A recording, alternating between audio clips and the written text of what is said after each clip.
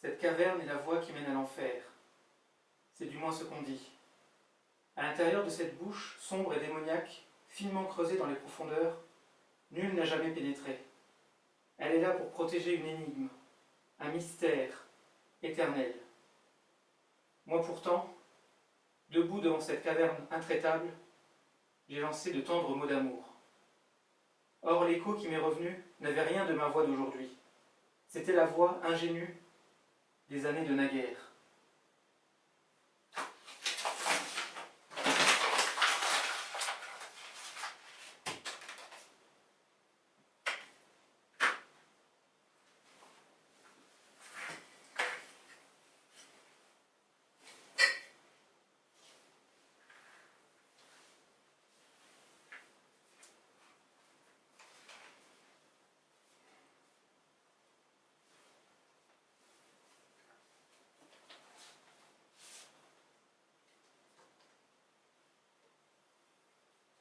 Le 25 novembre, le matin.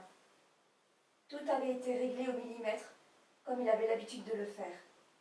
Qu'a-t-il ressenti à ce moment? De la peur? Impossible. Qui sait si toute cette organisation n'était là pour cacher le doute? On ne saura jamais. C'est là tout l'intérêt des actes tragiques. Ils subsistent toujours un mystère. Mais lui, est-ce qu'il a douté?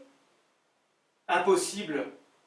Difficile de penser qu'une œuvre littéraire ait pu à ce point être l'esquisse d'une œuvre de corps depuis tant d'années et ne pas, à un moment donné, lui donner le vertige. On ne peut pas imaginer la satisfaction de voir accomplie l'œuvre d'une vie. Qui peut s'en vanter? Après, peut-être a-t-il honte aujourd'hui de cette réussite? Impossible.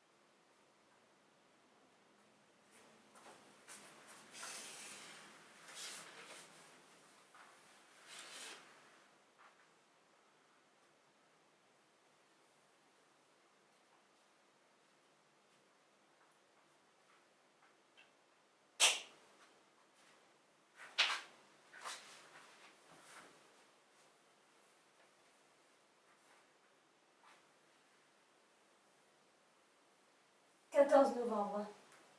Nous approuvons le manifeste. 20 novembre. Travail sur la série. 21 novembre. Rendez-vous pris avec le commandant. 22 novembre. Achat de tissus, de cordes, de fils de fer. 23 novembre. Répétition. 24 novembre. Je dis à ma mère que je suis épuisée. Elle me conseille d'aller me coucher.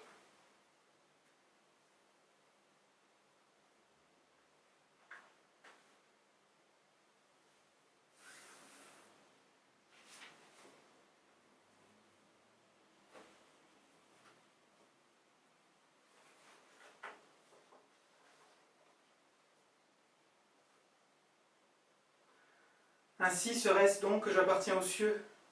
Pourquoi sinon faudrait-il que les cieux me fixent obstinément de leur regard d'azur, toujours plus haut, m'absorbant dans le ciel, sans cesse m'entraînant tout là-haut vers de lointains sommets, loin au-dessus des hommes? Pourquoi, quand ont été strictement calculés pour bannir l'élément échappant à la norme, pourquoi, même en ce cas, l'élan vers les sommets doit-il disparaître, en soi côtoyer la folie? Car il n'est rien qui puisse me satisfaire. La nouveauté, sur terre, est sitôt défraîchie. Je me sens aspirer sans cesse vers le haut. Je n'ai pas à l'oiseau envié sa liberté, ni non plus convoité l'aise de la nature. Rien ne m'a entraîné que l'étrange désir de monter toujours plus haut, toujours plus proche, et de plonger.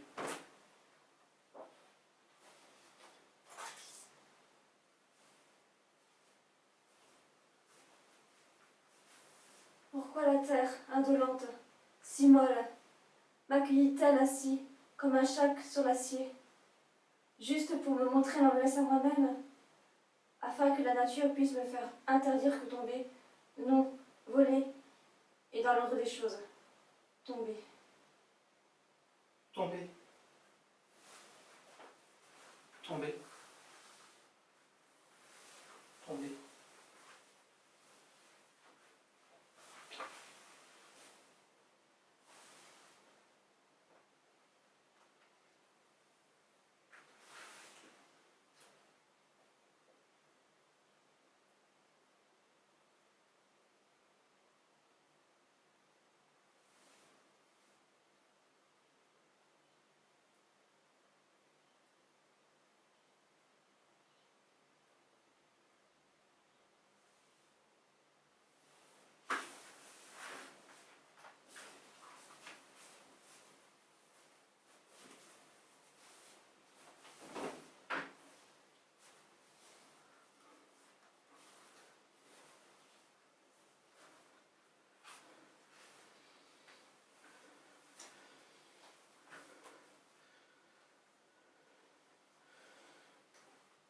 Tomber. Voilà un mot qui ne lui correspond pas. Toute sa vie a été une répétition permanente de la fin.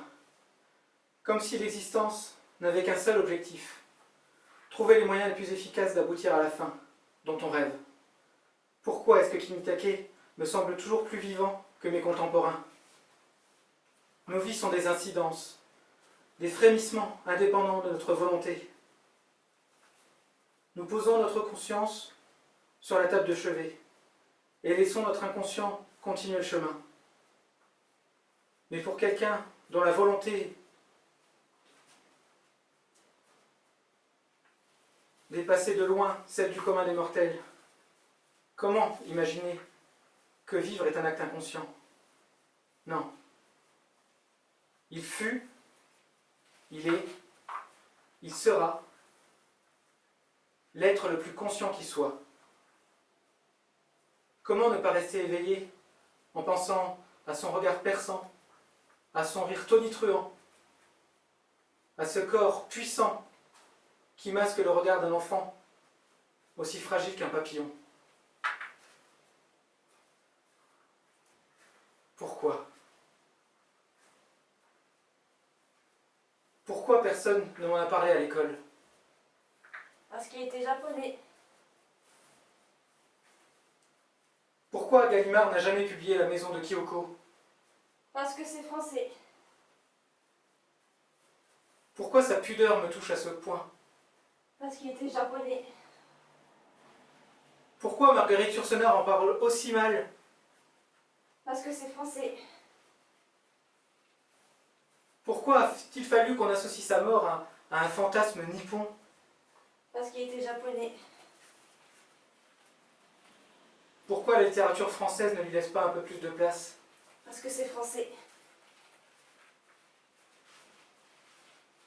Pourquoi personne ne lui en rend hommage Parce qu'il le était japonais. 25?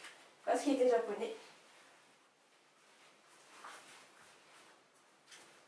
Pourquoi, quand je lis une biographie et que l'auteur croise Mishima, j'ai l'impression, quelque part, de découvrir un parent décédé sur une photo que je n'aurais jamais vue?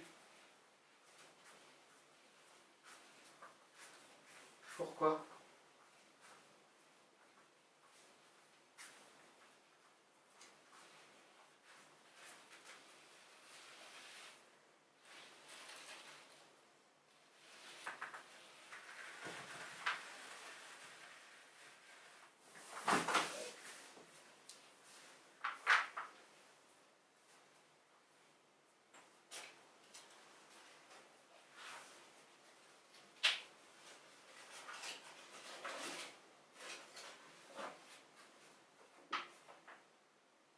La nouvelle de sa mort ne m'attristera pas.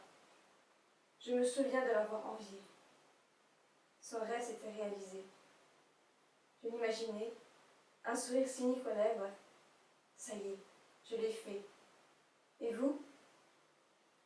Pourquoi traînez-vous encore là, en bas?